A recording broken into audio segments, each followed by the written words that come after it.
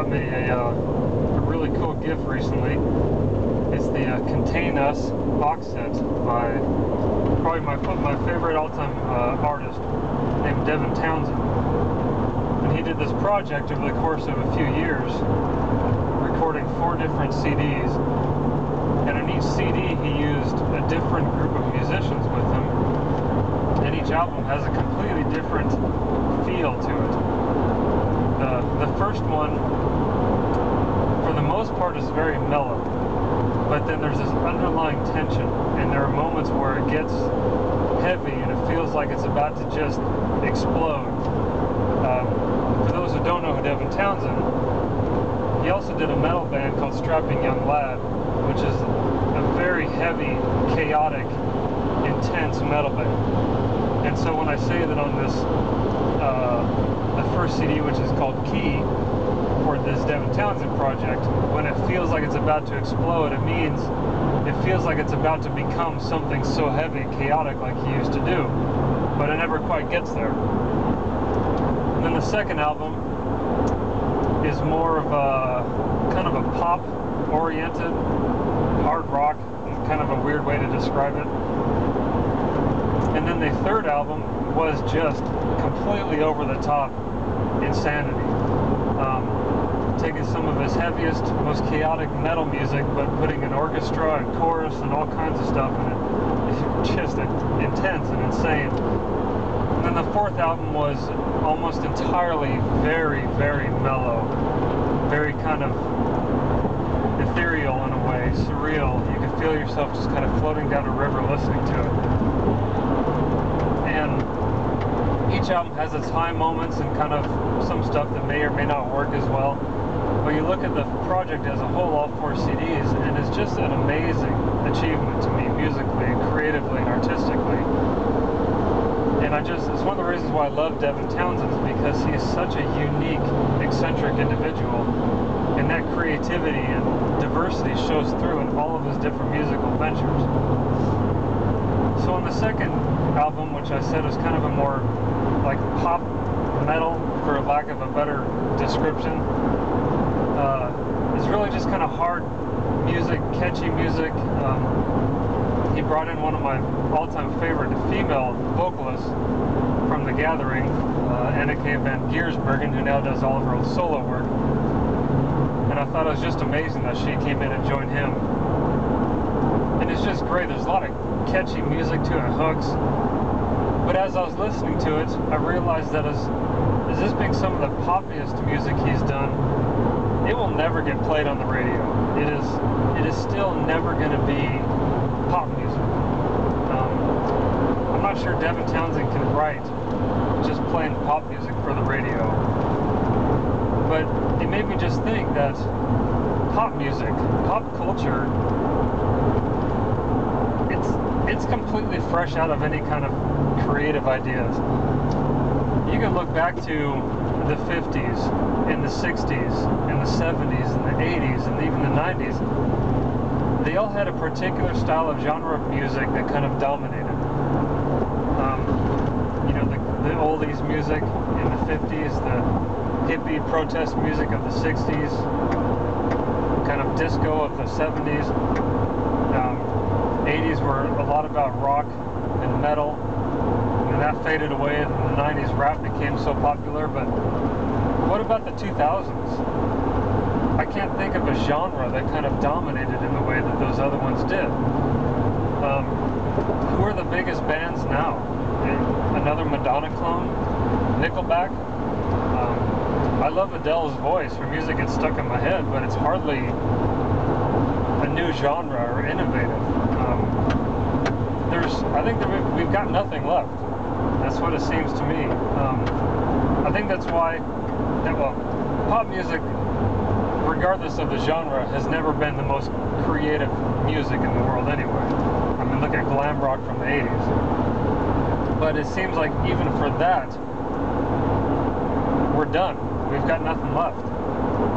I think that's why I've always been attracted to true metal music, because the core belief or message of metal music throughout the years has been think for yourself. There's nothing else that describes metal music except for that. That's why a lot of it is anti-religious, anti-authority, parents, anti-society, because its core message is individuality. Think for yourself. Don't let others tell you who you are and what to believe. Now, metal music, of course, there's just as many non-thinking, non-individual metal bands, but that's not true metal. True metal will never really ever be on the radio or be in pop culture. It's just too unique and diverse. And yet so many of us today are just checked out, completely checked out of individuality and creativity. And we just sit there and follow pop culture and pop society and thinking that it's the greatest thing, especially our youth. But we're just lost. I think of pop culture and pop music and pop society as being like the neglected nursing home of individuality and creativity. It's where diversity goes to die. There's just nothing left. There's nothing there. And we're so afraid to be individuals.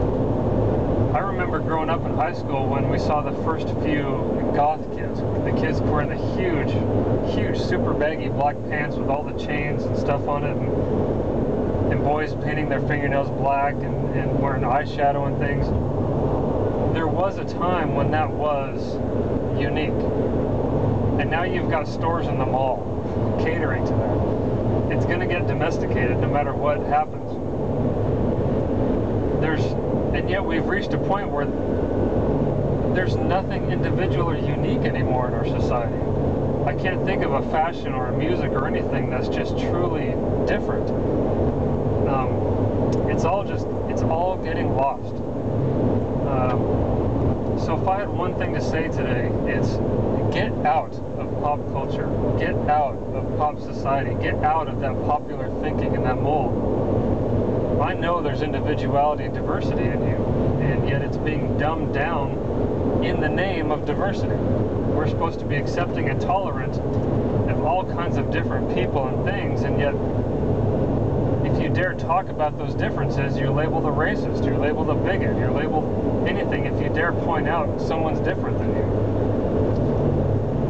So I say rebel against that thinking.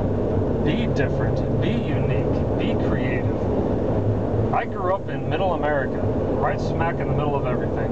I grew up in an upper middle class home, neighborhood. I followed everything, but I've said to you before, there was a part of me that just never ever felt truly a part of it. I was trying because I didn't want to be different. I wanted to be accepted, and so I tried, but it was never truly a part of me. And that's why I gravitated towards music that was not a part of popular society. I was searching around on YouTube, and I found a video from an old metal band I used to love and listen to, and they had a song called Brainwashed. The band was called Nuclear Assault. Absolutely love that band and that song. And I remember that song back in the 80s, I don't remember what year, was one of the first songs that truly got me thinking on my own. The song was called Brainwashed. It was all about TV and radio and newspapers and how popular society forces you and brainwashes you to think like everybody else. And the chorus of the song goes, why don't you think for yourself? Listen to something else. And that stuck with me my entire life. It's been in the back of my head. There are many times where that chorus would come back to me. I could hear his voice saying, why don't you think for yourself? I love that. That's the core of metal music. I may disagree with a lot of the anti-religious stuff, but I respected people who were thinking outside of popular culture and thinking for themselves. If you make decisions for yourself, over the years as a Christian, I was not raised Christian at all. But when I became a Christian in my early mid-20s, and as I started working more in different fields and talking more and kind of forming who I was and what I believed, I've met several atheists over the years, and in some ways I've gravitated more towards certain people, even if they were atheists, because they knew, or they understood, or they thought about why they believed what they believed. And I've met so many Christians who don't even have that kind of individuality. If you ask them why they believed it, they would just recycle the same old things. It's not like they truly thought and studied and figured it out and decided why they believed it. They believed it because they grew up in it, or such and such happened, and so they just became Christians. I've met so many people over there that I don't gravitate towards that. I can have more in common with an atheist who is a true individual who can also respect me, because I've truly thought about my faith and my Christianity and why I believe what I believe. I'm going to gravitate towards that kind of person more than another Christian who has no individuality whatsoever. Christ didn't die so that we would all just blend. Christ died so that we would shine the light for him in this world. So a lot of pop culture in the blending and the lack of individuality, I'm going to bring a lot of that responsibility back to Christians. We were the ones who were supposed to be the lights in this society, the city on a hill, the ones showing a different way, and yet Christianity too has just blended into popular society. That's why I can't listen to Christian radio. You can listen to Christian radio now and the songs sound exactly the same as they did 10 years ago, 15 years ago. And for those of you who love the lyrics, I'm not going to argue with that at all. You know, I can see why people would want to listen to, you know, Christian lyrics and help encourage them and be positive, and it's clean and it's not talking all about sex and drugs and violence. I get that. But the music itself it seems like it just follows the world. Whatever is popular in the world and popular society, that's what Christianity then tries to emulate just with Christian lyrics. There's no true individual creativity. So I don't gravitate towards that. I gravitate towards individuals even if we disagree on particular beliefs.